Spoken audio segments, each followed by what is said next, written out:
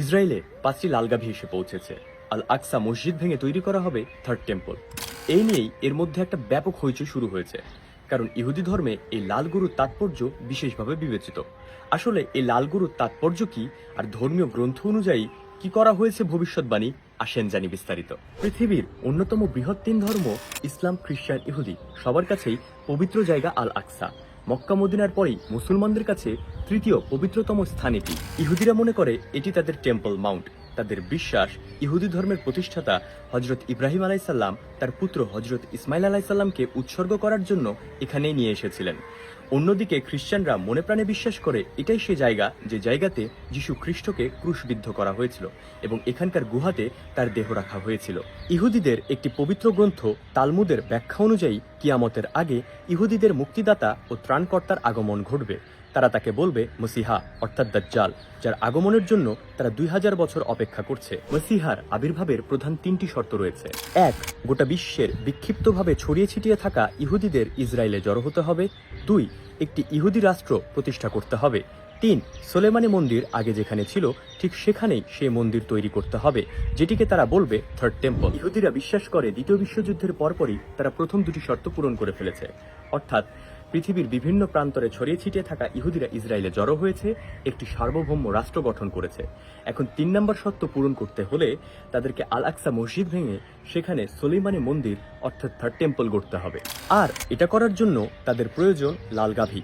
ধর্মগ্রন্থের ভাষ্যমতে লাল গাভী জন্ম হওয়ার পর 3 বছর বয়স হলে তারা সেটিকে জবাই করে রক্ত ও আগুনে পুড়িয়ে ছাই করে ইহুদি সম্প্রদায় পবিত্র হবে। তারা বিশ্বাস করে এই লাল গাভীর রক্ত এবং ছাই মাখা ছাড়া ইহুদিরা পবিত্র হবে না।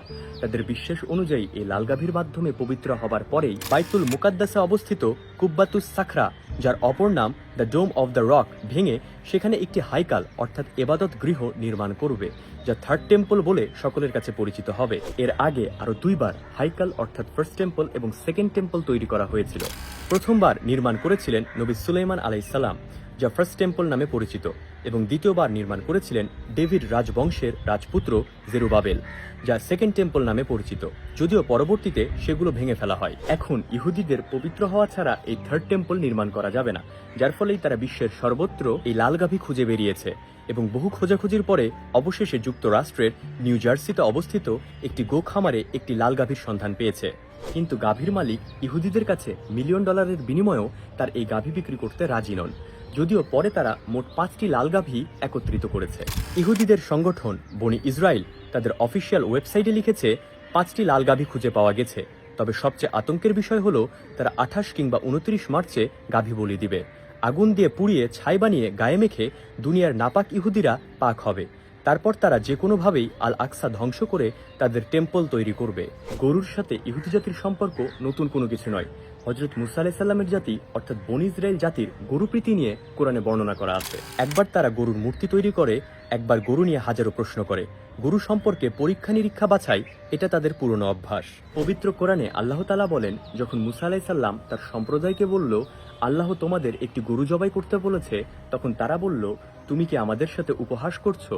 তখন মুসা আলাইহিস সালাম বলল, আমি মূর্খদের অন্তর্ভুক্ত হওয়া থেকে আল্লাহর কাছে আশ্রয় প্রার্থনা করছি। তারা বলল, তুমি তোমার পালনকর্তার কাছে আমাদের জন্য প্রার্থনা করো যেন সেটির রূপ বিশ্লেষণ করা হয়। মুসা আলাইহিস সালাম তখন বললেন, সেটি হবে একটি গাভী যা বৃদ্ধ নয় এবং কুমারীও নয়, বার্ধক্য ও যৌবনের মাঝামাঝি বয়সের। তারা বলল, তোমার পালনকর্তার কাছে আমাদের জন্য প্রার্থনা করো যে তার রং কিরূপ হবে। মুসা আলাইহিস সালাম বললেন, তিনি বলেছেন যে গাঢ় পীত বর্ণের গাভী যা দর্শকদের চমৎকৃত করবে। তখন তারা বলল, আপনি আপনার প্রভুর কাছে প্রার্থনা করুন, তিনি বলে দিক যে সেটি কিরূপ, কেননা গরু আমাদের কাছে সাদৃশ্যশীল মনে হয়। ইনশাল্লাহ অবশ্যই এবার আমরা পথপ্রাপ্ত হব। মুসা আলাইহিস সালাম বললেন, তিনি বলেন যে এই গাভী ভূকর্ষণ ও জলসেচনের শ্রমে অভ্যস্ত নয়, হবে নিষ্কলঙ্ক, নিখুঁত। তারা বলল, এবার সঠিক তথ্য এনেছ। অতঃপর তারা সেটা জবাই করল, অথচ জবাই করবে বলে মনে হচ্ছিল না। বাইবেলে বর্ণিত গরুর সাথে কোরআনে বর্ণিত গরুর বেশ কিছু মিল আছে, যেমন গাভী হতে হবে মাঝারি বয়সের হতে হবে, কোনো চাষাবাদ বা অন্য কাজে ব্যবহৃত হয়নি এমন হতে হবে, নিখুঁত ও কলঙ্কবিহীন হতে হবে। তাদের ধর্মগ্রন্থে আছে, হাইকলের জমি আমাদের হাতে আসা মাত্রই আল্লাহ লাল গাভীকে আদেশ করবেন, সে হাম্বাধ্বনিতে মুখর হয়ে উঠবে, তারপরে আমরা হাইকল নির্মাণ শুরু করব। আর এই ভবিষ্যৎবাণী নাকি বনী ইসরায়েলের নবীগণ করে গিয়েছেন। ইহুদি এক পণ্ডিতের ভাষায় তারা হাইকলের নির্ধারিত জায়গার সামনে পূর্বমুখী করে গাভীটি জ্বালাবে। এ কাজে বিভিন্ন বৃক্ষের কাঠ ব্যবহৃত হবে। তারপর ছাইকে পানি সরবরাহের মতো পাইপলাইনের সহায়তায় প্রতিটি ইহুদির ঘরে ঘরে পৌঁছে দেওয়া হবে। আর এভাবেই সব ইহুদি হবে পবিত্র। তবে তৃতীয় টেম্পল স্থাপনের জন্য ইহুদিরা 1987 সালে দ্য টেম্পল ইনস্টিটিউট নামে একটি সংস্থা প্রতিষ্ঠা করে। রাজনৈতিকভাবে টেম্পল প্রতিষ্ঠার প্রধান বাধা রয়েছে দুইটি: এক, আল আকসা মসজিদের ধ্বংস; দুই, ডোম অফ রকের ধ্বংস। তবে তারা যদি এই ধ্বংসাত্মক কাজ করেই ফেলে, তবে অনেকেরই ইসলামের প্রতি আবেগ ফিরে আসবে। আর তা যদি হয়ে থাকে, তাহলে তা হবে দাজ্জালের আগমনের আলামত।